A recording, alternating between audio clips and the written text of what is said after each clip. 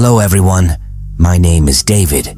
Today we are going to take a look at another horrible case with you. Today's another story is from Surat, a city in Gujarat, India. There lived a very wealthy businessman named Dishit Jariwala who lived with his wife and child. Their house was in Parle Point, a very posh area in Surat.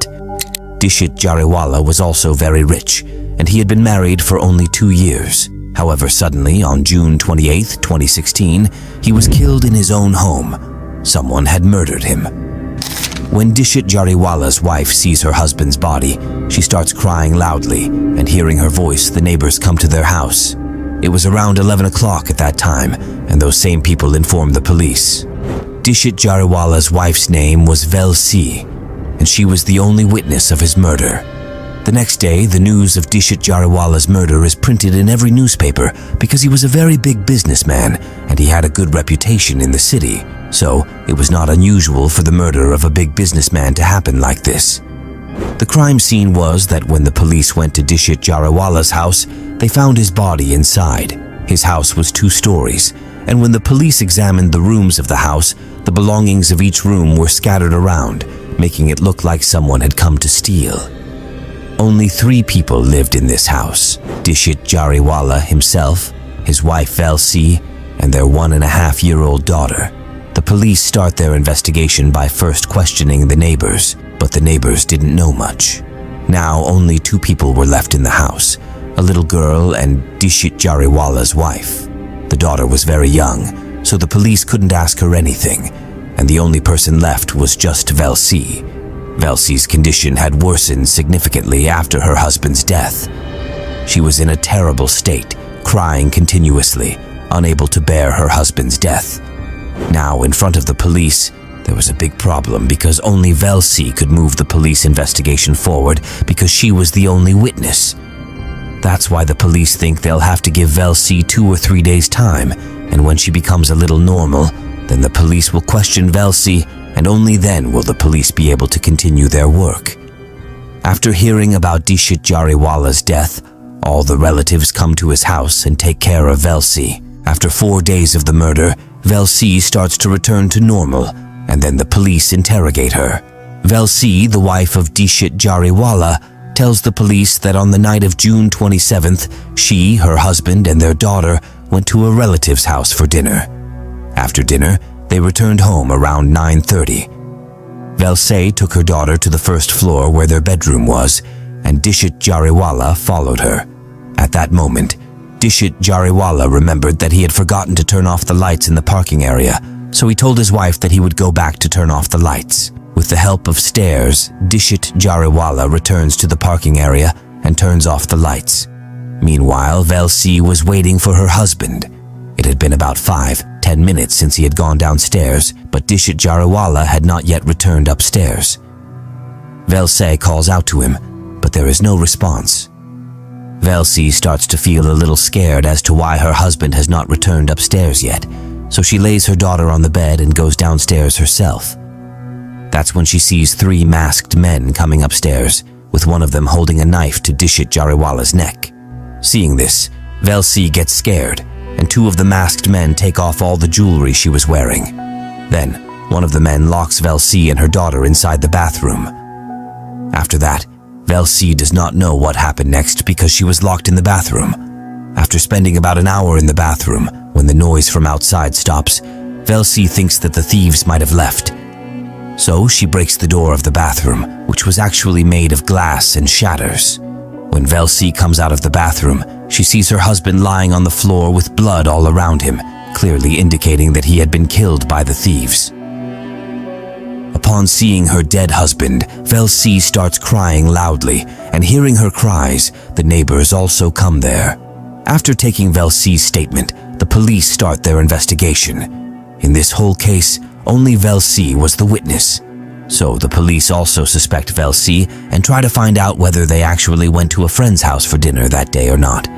Then the investigation reveals that they both actually went to have dinner at a friend's house where their parents also lived, and they had gone abroad just a few days ago. After this, the police continue their investigation and find a clue, after which the real murderer is revealed in front of the police. The police had found 6 such clues, after which they easily reached the murderer. We will tell you what those clues were later. Before moving forward, quickly subscribe to the channel. This is strange. You haven't subscribed to the channel yet. Quickly subscribe to it. On the other hand, the condition of the wife was very bad. She cried so much that she fainted several times, and everyone thought that her life was ruined, and now the future of her child was in danger. In reality, she was the killer. She killed her husband. Because there was only one witness to this murder, which was Velsi herself, the police quietly started gathering evidence against Velsi, and in the end, she turned out to be the real killer. Velsi had lied to the police 6 times. We will tell you what those lies were. Velsi tells the police in her statement that when they came home after eating outside, her husband went downstairs to turn off the lights in the parking area. She had previously lied to the police because when the police inspected the house, they found a switch that could turn the parking area light on or off. Despite this switch, why would Velsi's husband go downstairs to turn off the parking area light? When the police asked Velsi this question, she remained silent. After this, Velsi told the police that when her husband went downstairs, 3 thieves had held a knife to his neck and were bringing him upstairs. After the police investigated, they thought that if a thief had entered the house, then some door or window must have been broken. But no door or window in the house was broken. This clearly meant that whoever came into the house actually came with the help of someone inside. The thieves did not use any force. This is the second lie of Velsi that the police caught. After this, the police caught the third lie that if the thieves' intention was to kill Dishit Jariwala, they could have easily done so in the parking area below, rather than taking him upstairs with the help of the stairs. If there were other people inside the house, then the thieves' plan was in danger. This means that the thieves knew that only Dishit Jariwala and his wife were present inside the house. This information was already known to the thieves. After this, the police caught the 4th lie that Velsi had told the police that the thieves had taken off all her jewelry and then locked her in the bathroom. While the gold chain was around Dishit Jariwala's neck, the gold ring was on his finger, and the wallet and expensive mobile were with him. The thieves did not steal from him. If the thieves had come to steal in the house, why did they not steal all the valuable items from Dishit Jariwala? The clear meaning of this was that the intention of the thieves was not to loot, but to kill Dishit Jariwala.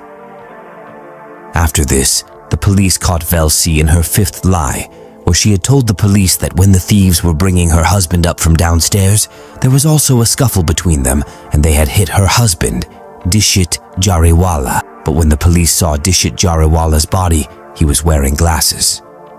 The police thought that if the thieves had beaten Dishit Jariwala, then his glasses should have fallen down, but that didn't happen. This meant that Velsi was lying. After this, the police caught Velsi in her 6th lie, where in her statement she was saying that 3 robbers had come to her house. But when the police carefully checked all the cameras in the neighborhood and synchronized the time, only 2 people were seen in those cameras, not 3. In reality, only 2 people had entered the house that night, not 3. So this was the final lie that the police caught from Velsi. After this, she was arrested. After Velsi's arrest, the police asked her what the real story behind the murder was. Tell us everything truthfully. After this, Velsi tells the police that before she got married to Dishit Jariwala, she was in love with a boy named Suketu and also wanted to marry him. But Velsi's family did not arrange her marriage with Suketu, and they forcibly married Velsi to Dishit Jariwala.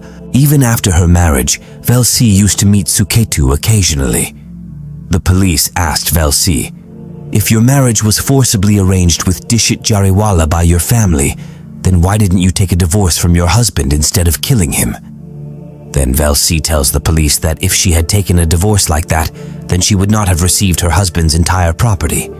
That's why Velsi had to marry Suketu and also wanted her husband's entire property.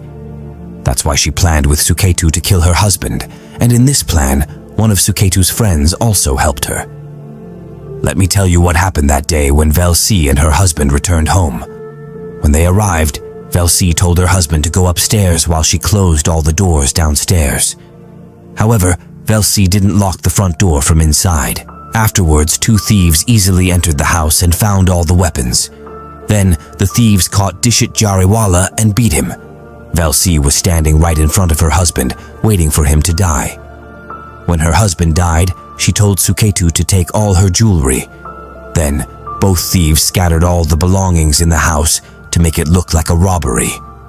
Then, both thieves left the house, and then Velsie went into the bathroom, broke the door, and started screaming loudly. Hearing her screams, the neighbors came over and called the police. So, this was today's story. Thank you for joining us on this journey today. We hope you enjoyed the content and found it valuable.